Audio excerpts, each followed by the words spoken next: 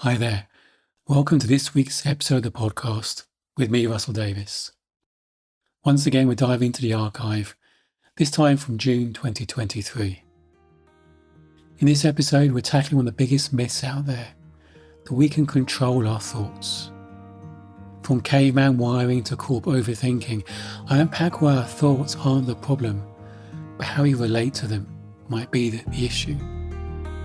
It's an invitation to stop battling our thinking and our brain and start listening to something deeper. Your wisdom, your heart, your soul. If you've ever felt trapped by your own overthinking, this episode's for you. Let's dive in.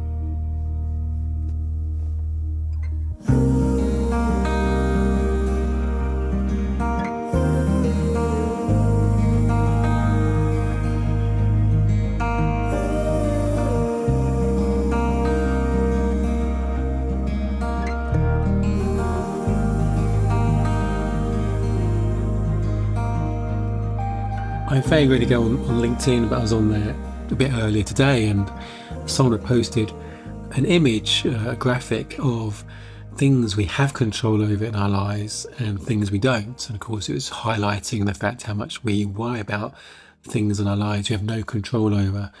Perhaps things like, what people think about us. And one of the things it said we had control over was our thoughts and our actions. And actually, I really disagree.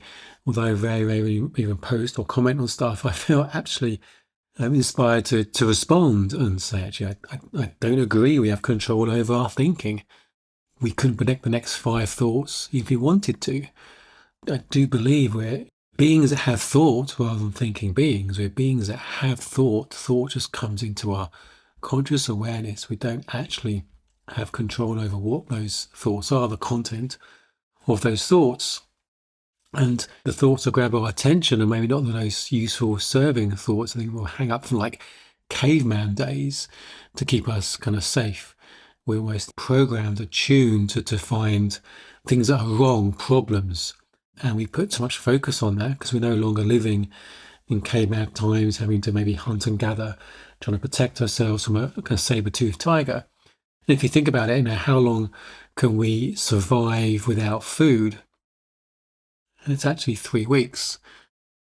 How long can we survive without water? And it's about 3 days. How long can we survive without air? It's kind of about 3 minutes. And they tend to be longer than actually people think. But how long can we survive if we fail to see a predator? Fail to see the saber-toothed tiger behind us? It's probably not very long at all.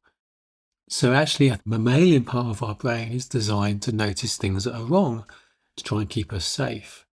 So it often happens, people who are maybe a bit nervous about public speaking, if they do some kind of talk, they'll notice the one person maybe not paying attention rather than the rest of the audience that maybe are paying attention.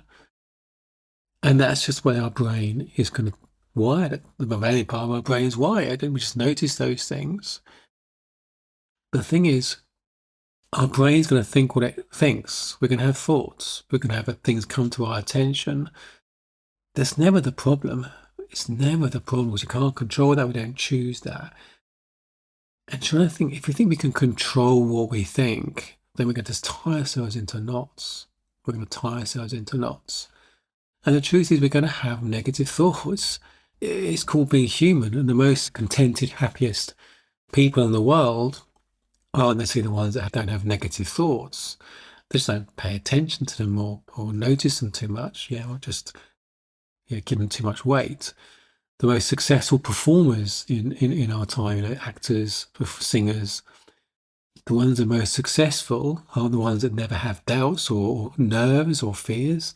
Again, they just don't pay much attention to their fears. Doesn't mean they don't have fears, they don't pay so much attention. The people that pay more attention to their fears or probably maybe don't rise to the top of the game or the career than they maybe could have done, compared to those that don't pay attention to their nerves. All the people who are very highly successful performers who perform in these front of large audiences, it's almost as if none of them get nervous. They just don't let the nerves get in the way of them doing the things they enjoy doing. So don't give them so much weight to their fear and their nerves. So what if we can have these negative thoughts, but they're not something you have to battle with? They're not something you have to win over or stop. What if we can just allow them? What if you can allow your negative thinking? What if they don't have the power to impact your life? The thoughts, any thoughts, only have power. We give it power. We give it attention.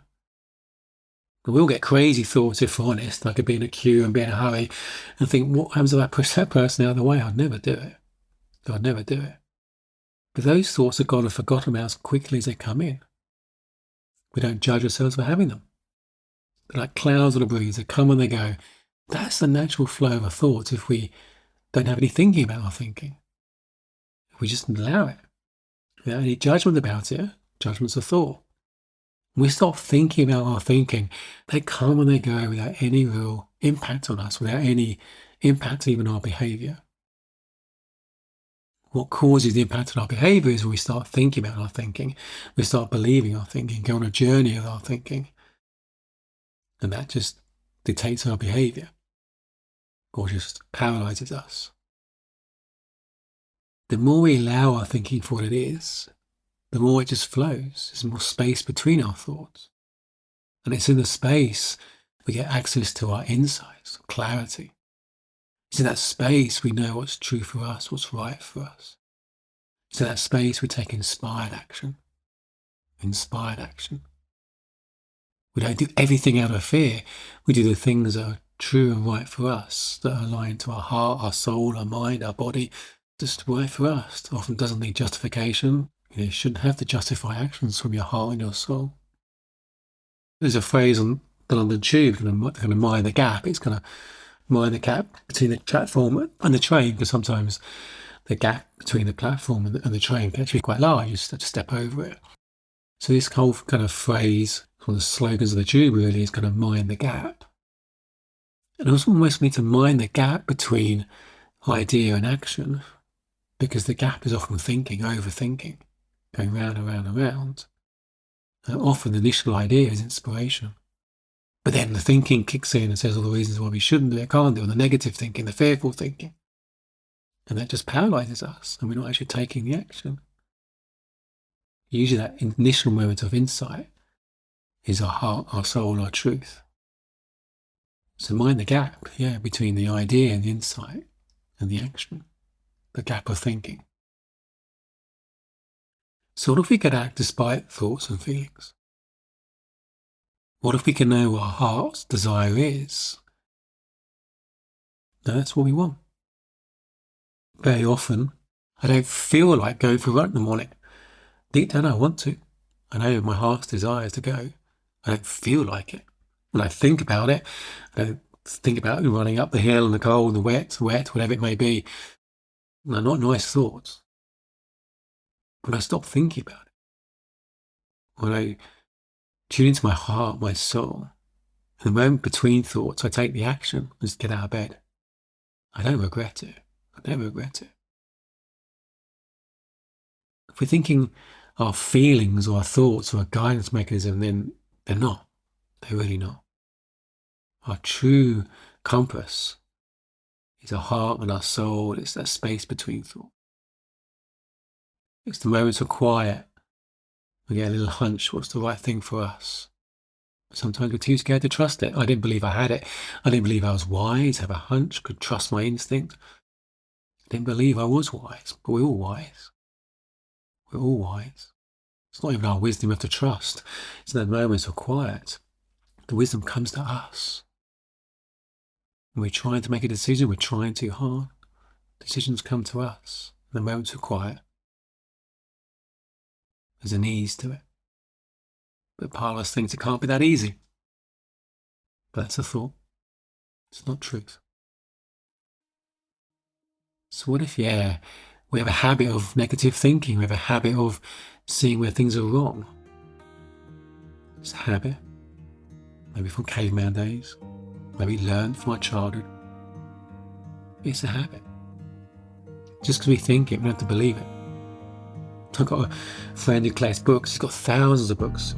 thousands. And on his bookshelf in his house, there's a little sign saying, just 'cause it's on the shelf doesn't mean I agree with it. I love that. Just because you think it, you don't have to agree with it. It's not your truth.